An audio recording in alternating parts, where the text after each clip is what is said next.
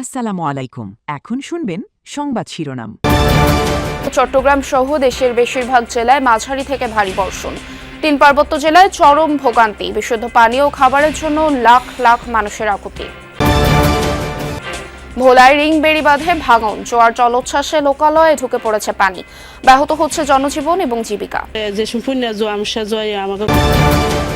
গণপরিবহনে শৃঙ্খলা ফেরাতে 5টি কোম্পানিকে নিয়ে পাইলট প্রকল্পের পরিকল্পনা, অতীত উদ্যোগের ব্যর্থতা খতিয়ে দেখার পরামর্শ।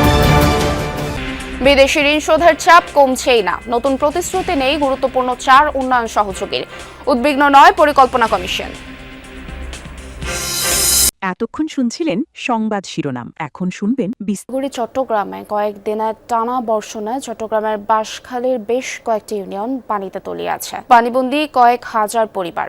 সবচেয়ে বেশি ক্ষতিগ্রস্ত চম্বল, ছনুয়া, গন্ডামারা। ভেঙে গেছে ঘর, ভেসে গেছে ফসলি জমি ও চাষের মাছ। তবে গতরাত থেকে বৃষ্টিপাত না হওয়ায় কিছুটা স্বস্তি মিললেও সকাল থেকে ভারী বর্ষণে নতুন চিন্তার ছাপ পড়েছে বানবাসী মানুষের মুখে। এলাকাগুলোতে দেখা দিয়েছে খাবার ও বিশুদ্ধ পানির সংকট। পরিস্থিতি মোকাবেলায় স্থানীয় প্রশাসনের সাথে মাঠে তৎপর সেনাবাহিনী। এদিকে গতরাতে কক্সবাজারের শহরতলির চন্দ্রিবা এলাকায় পাহাড় ধসে রোজিনা আক্তার নামে এক নারীর মৃত্যু হয়েছে। রাঙামাটির বিভিন্ন আশ্রয় কেন্দ্র পরিদর্শন করেছেন দুর্যোগ ব্যবস্থাপনা ও ত্রাণ মন্ত্রণালয়ের প্রতিমন্ত্রী এম ইকবাল হোসেন। শনিবার রাতে শহরের লোকনাথ মন্দিরে আশ্রয় নেওয়া মানুষদের সঙ্গে কথা বলেন তিনি। বলেন, বন্যা ও পাহাড় ধস স্থায়ীভাবে ঠেকানো সম্ভব নয়, তবে পরিবেশ রক্ষা ও সচেতনতার মাধ্যমে ঝুঁকি অনেকটাই কমানো সম্ভব। পাহাড় ধস প্রতিরোধে পরিকল্পনাহীন কোনো উদ্যোগ নয়, বরং সংশ্লিষ্ট কর্তৃপক্ষের প্রকৌশলগত নকশা ও দীর্ঘমেয়াদী পরিকল্পনার ভিত্তিতে কাজ করার উপর গুরুত্ব আরোপ করেন প্রতিবেদন। যে তারা 7-8 দিন ধরে যে বৃষ্টি হচ্ছে, এই বৃষ্টির ফলে যে পানি বিপদ সীমা অতিক্রম করে বিভিন্ন নিম্নাঞ্চল প্লাবিত হয়েছে।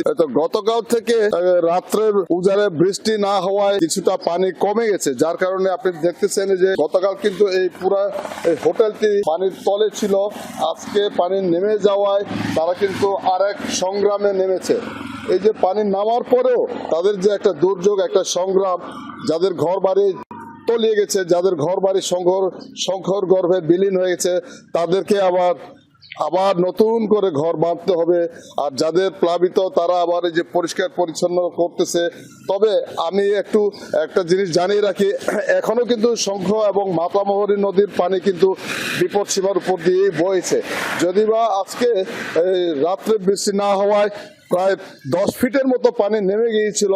তবে আবহাওয়া খারাপ থাকার কারণে লালমোহর উপজেলার ফরাজগঞ্জ ইউনিয়নের করতোয়া আবাসন এলাকায় তেঁতুলিয়া নদীর ভাঙন আর জোয়ারের পানিতে দুর্বিষহ হয়ে উঠেছে মানুষের জীবন। রিং বেড়িবাঁধের একাধিক স্থানে ভাঙন দেখা দেয় প্রতিটি জোয়ারে প্লাবিত হচ্ছে বসতঘর, ভেসে যাচ্ছে গবাদি পশু। দীর্ঘদিনেও স্থায়ী সংস্কার না হওয়ায় ক্ষোভে ফুঁসছেন স্থানীয়রা। তারা বলছেন, শুধু জরুরি সংস্কার নয়, টেকসই সমাধানে সিসি ব্লকের স্থায়ী বাঁধ নির্মাণ জরুরি। এই জোয়ারের পানি ঢুকছে ভোলার লালমোহন উপজেলার ফরাজগঞ্জ ইউনিয়নের করতোয়া আবাসন প্রকল্প সহ আশপাশের এলাকায়। জোয়ারের পানি ভাঙা বেড়িবাঁধ দিয়ে উপচে লোকালয়ে ঢুকে পড়ায় প্লাবিত হচ্ছে ঘরবাড়ি ও রাস্তাঘাট। প্রায় 2 দশক আগে তেঁতুলিয়া নদীর তীরবর্তী মানুষকে জোয়ার ও জলোচ্ছ্বাসের হাত থেকে রক্ষায় নির্মাণ করা হয় করতোয়া আবাসন প্রকল্প এবং এর চারপাশে প্রায় 2 কিলোমিটার দীর্ঘ রিং বেড়িবাঁধ। সর্বশেষ 2022 সালে বাঁধটির সংস্কার করা হলেও এরপর আর কোনো বড় ধরনের কাজ করা হয়নি। এরই মধ্যে প্রায় 1.5 বছর আগে জোয়ারের প্রবল চাপে বাঁধের প্রায় 400 মিটার এলাকা ক্ষতিগ্রস্ত হয়, ভেঙে যায় অন্তত 7 থেকে 8টি অংশ। এরপর থেকে প্রতিটি জোয়ারে বাঁধ উপচে কিংবা ভাঙা অংশ দিয়ে পানি ঢুকে প্লাবিত হচ্ছে বসতবাড়ি। আমরা সবাই পানির সাথে যুদ্ধ করে আমরা এখানে থাকি। জোয়ারে যে সম্পূর্ণ জোয়ামসা জয় আমাকে ঘরও পানি উঠলে আমরা খাদ্য খানার রান্না খামু, এমন কোনো পরিবর্তন থাকে না। আমরা গরু ফালি, হাঁস ফালি, মুরগি ফালি, হয়তো ছাগল বেড়া ফালি, জোয়ারে পানি উঠি আমি ওই জিনিস কি বাসা যাও। জলস্রোত হইলে মানে একদম ভরে যায়, বেড়ে ভেঙে গেছে। আর আপনার হলো ওই যে জিও ব্যাগ দিছে, এগুলি কিছুই নেই, সব নদী বিলীন করে নিয়ে গেছে। জোয়ারের পানিতে শুধু ঘর বাড়ি নয়, ক্ষতিগ্রস্ত হচ্ছে মানুষের জীবিকা, ভেসে গেছে গবাদি পশু, নষ্ট হচ্ছে নিত্য প্রয়োজনীয় জিনিসপত্র। প্রতিদিনই অনিশ্চয়তা আর আতঙ্ক নিয়ে বসবাস করছেন করতোয়া আবাসনের হাজারো মানুষ। স্থানীয়দের অভিযোগ, 1.5 বছর ধরে একই দুর্ভোগ চললেও নেওয়া হয়নি স্থায়ী কোনো উদ্যোগ। 2 বছর পর্যন্ত আমরা ওর কাছে অনেক রিকোয়েস্ট করছি, ওরা কথা আমাকে কোনো গুরুত্ব দেয়নি। ব্রিজ সাইডের কাজগুলো দেন একটু দ্রুতভাবে করে দেয়। জলস্যা হইলে তারা গণপরিবহনে শৃঙ্খলা ফেরাতে 1.5 বছর আগে চালু হয়েছিল কাউন্টার ও ই-টিকিট ভিত্তিক বাস সেবা। লক্ষ্য ছিল যাত্রীদের ভোগান্তি কমানো, নির্ধারিত স্টপেজ নিশ্চিত করা এবং ভাড়া আদায়ের স্বচ্ছতা আনা। কিন্তু অল্প সময়ের মধ্যেই থেমে যায় সেই এখন আবার নতুন পরিকল্পনার কথা বলছেন সংশ্লিষ্টরা। তবে প্রশ্ন উঠছে, অতীতের ব্যর্থতা থেকে শিক্ষা না নিলে নতুন উদ্যোগ কতটা সফল হবে? বাসের জন্য যাত্রীদের আর ছোটাছুটি করতে হবে না, ভাড়া নিয়ে কন্ডাক্টরের সঙ্গে তর্কও কমবে।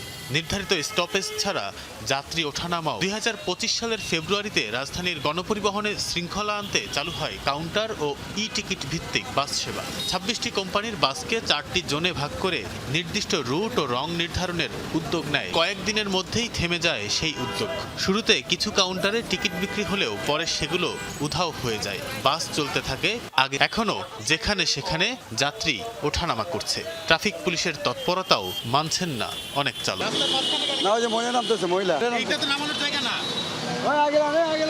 এখানে জায়গা না ঠিক আছে, কিন্তু এইখানে স্টপিস হয়। আপনি মেন স্টপিসে যাবেন, ওই জায়গায় বাস থামবে না, তাহলে আপনি করবেনটা কি? আমরা দাঁড়িয়ে থাকা সত্ত্বেও এসে দাঁড়াচ্ছে, সামনে দাঁড়াচ্ছে, বললেও চলে যায় না, মানে হাসি মারতেছে, বলতেছি যে স্টপিস থেকে তোলেন, শুনে না। অনেক সময় দেখা যায় যাত্রীরাও আমাদের উপরে ক্ষেপে উঠতেছে। কেন ব্যর্থ হলো এই উদ্যোগ? ঢাকা সড়ক পরিবহন মালিক সমিতির সাধারণ সম্পাদক জানান, 700টির বেশি কাউন্টারে পিওএস মেশিনের মাধ্যমে টিকিট বিক্রির পরীক্ষামূলক কার্যক্রম চালানো হয়েছিল। তবে জনবলের অদক্ষতা ও নিয়মিত পরিচালনায় ব্যর্থ হওয়ায় তা বন্ধ হয়ে যায়। ওই যে কোম্পানিকে আমরা কন্ট্রাক্টে দিলাম, তারা 778টা স্টপেজে দ্বিগুণ লোক লাগবে, প্লাস এগুলি ম্যানেজমেন্টের জন্য সুপারভাইজার আরো লোক লাগবে, প্রায় তাদের 2,500-3,000 লোক লাগে। এই লোকগুলিকে নিয়োগ দিয়ে ট্রেনিং দিয়ে তারা যখন প্রিপেয়ার করলো, দেখলাম, আমরা বললাম যে আমরা ট্রায়ালে যাই। তারা যে নিয়োগ দিয়েছে, লোকজনকে ট্রেন করছে, তারা ঋণ পরিশোধের চাপ কমছেই না। গত 1 বছরে আগের তুলনায় প্রায় 11 ভাগ অর্থ বেশি শোধ করেছে বাংলাদেশ। একই সময় প্রকল্পের অর্থ ছাড় কমেছে প্রায় 19 ভাগ। নতুন প্রতিশ্রুতি দিচ্ছে না গুরুত্বপূর্ণ 4 ঋণদাতা। যদিও এতে উদ্বিগ্ন নয় পরিকল্পনা কমিশন, বলছে হুট করে নয়, যাচাই বাছাই করে প্রকল্পের ঋণ চাওয়া হচ্ছে। এতে প্রবাহ কিছুটা কমলেও সামনে তা বাড়তে পারে। গত 2 বছরে বিদেশি ঋণ নিয়ে অস্বস্তি বেড়েছে। 2024-25 অর্থ বছরের প্রথম রেকর্ড $4 বিলিয়ন কিস্তি শোধ করেছিল বাংলাদেশ। বিদায়ী অর্থ বছরের 11 মাসে তার চেয়ে বেশি শোধ করেছে সরকার। মুদ্রার হিসেবে যার পরিমাণ প্রায় $413 কোটি, যার বড় অংশই গেছে বিশ্বব্যাংক, এডিবি ও জাপানের কাছে। অর্থনৈতিক সম্পর্ক বিভাগ ইআরডির প্রতিবেদন বলছে, জুলাই অভ্যুত্থানের পর থেকে নতুন কোনো ঋণের প্রতিশ্রুতি দেয়নি ভারত। আগের লাইন অফ ক্রেডিটের আওতায় মিলছে $736 কোটি, সেখান থেকে বিদায়ী অর্থ বছরের 11 মাসে মিলেছে $25 কোটি।